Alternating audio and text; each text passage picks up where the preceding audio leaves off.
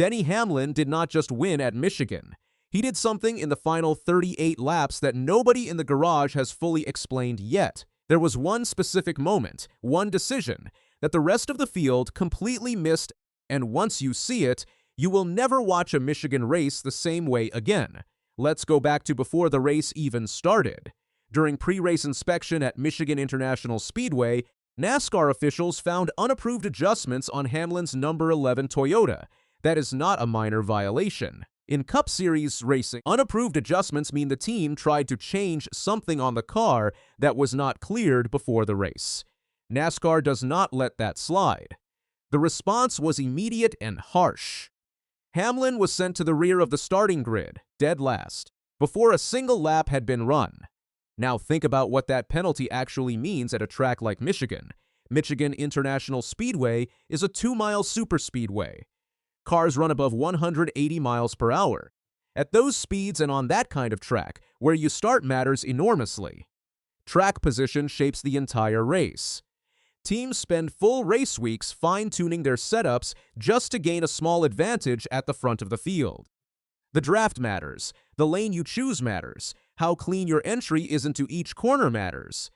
And Hamlin was told to throw all of that away before lap 1. Joe Gibbs Racing is a top-tier organization. They have won championships.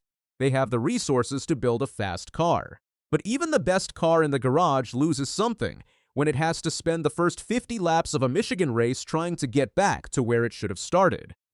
That is what the penalty took from Hamlin before he ever turned a wheel in competition. Any other driver might have looked at that situation and decided the smart call was to protect the car. Take a safe finish. Bank some point. Move on to the next race. That is not the way Denny Hamlin thinks. It never has been. When the green flag dropped, Hamlin started doing what he has always done better than almost anyone in the Cup Series. He was patient and he was precise. He did not force risky passes that could have ended his race in the first 20 laps. He did not panic. He read the track, picked his spots, and moved through traffic cleanly. Lap after lap, he climbed through the field. He used the high line when it was working. He dropped to the low line when that was faster. He found gaps and drove through them without drama. Nobody watching the race in the early going could have guessed he had started at the very back of the field, because by the time the first stage ended, Hamlin had already worked himself back into the top 10 from dead last. On a 2-mile superspeedway, where track position is supposed to be everything, that alone would have been a headline. But the race was nowhere near over. And the hardest part was still ahead. Here is where things got dangerous. On lap 83, there was an accident. Hamlin got caught up in it. His car took damage. At Michigan speeds, damage to a race car changes everything. The front end gets knocked around. Aerodynamics get thrown off. What was a car capable of competing for the win an hour ago is now a car you are just trying to keep stable on the racetrack. Hamlin's team at Joe Gibbs Racing did not fall apart. They called him to pit road, made repairs as fast as they could, and got him back out on track. But that pit stop was not free. It cost him time. It cost him positions. All the hard work from the first half of the race, all those laps spent climbing through the field one car at a time, was now wiped out. So here is the picture at this point in the race. Hamlin started last because of a penalty. He spent the first 83 laps fighting back through traffic. He reached the top 10. Then an accident took damage to his car. He made repairs and went back out. He was behind again. That is 2 separate times he had to restart his comeback from scratch. In the same race, at a track where position is everything. And he was still not thinking about settling for a good points finish. Keep watching. Because what happened next is the part that makes this one of the most remarkable wins of the 2026 NASCAR season.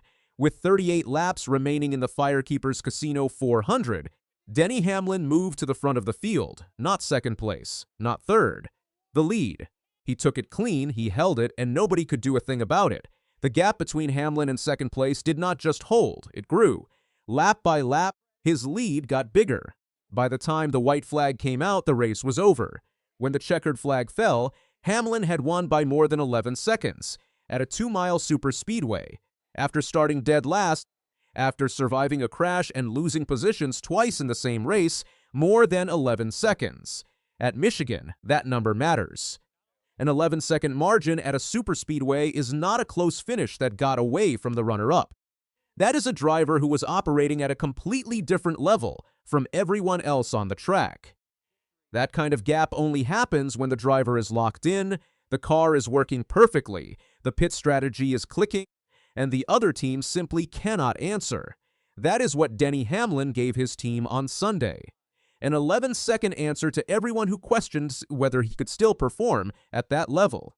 Now here is the moment that nobody in the broadcast booth was fully ready for. When Denny Hamlin climbed out of the number 11 Toyota in victory lane, he broke down. Not a quiet moment with a few tears. A full emotional breakdown. The kind you do not see from a driver with 52 Career Cup Series wins and 3 Daytona 500 victories. The kind that takes everyone watching by surprise. To understand why that breakdown hits so hard, you have to understand where Denny Hamlin stands in the history of this sport. He is 45 years old. He has been racing at the top level of NASCAR for nearly 20 years. He has won more races than most Hall of Fame drivers. He has 3 Daytona 500 wins, which only a handful of drivers in history can claim. He is one of the smartest racers the sport has ever seen. He knows how to manage tire wear.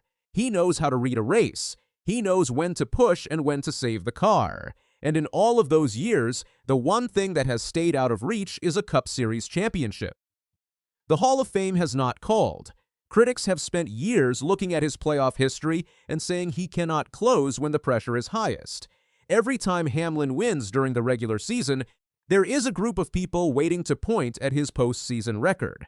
When NASCAR sent him to the back before FireKeepers Casino 400 even started, those same people had one more reason to write him off for the day. He was starting last. He had damage. He had lost positions twice.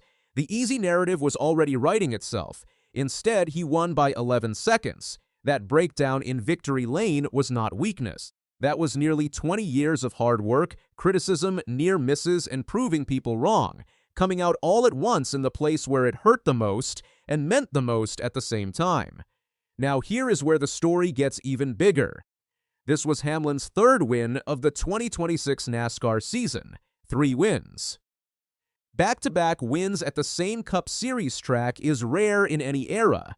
Doing it while starting from the rear in one of those races makes it almost impossible to believe.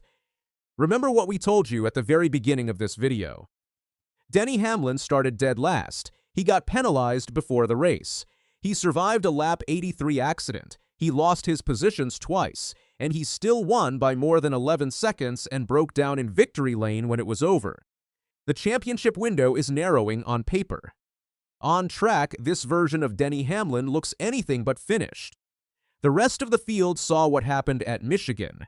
They know he started last. They know he took damage. They know the 11-second margin was not an accident. He started last.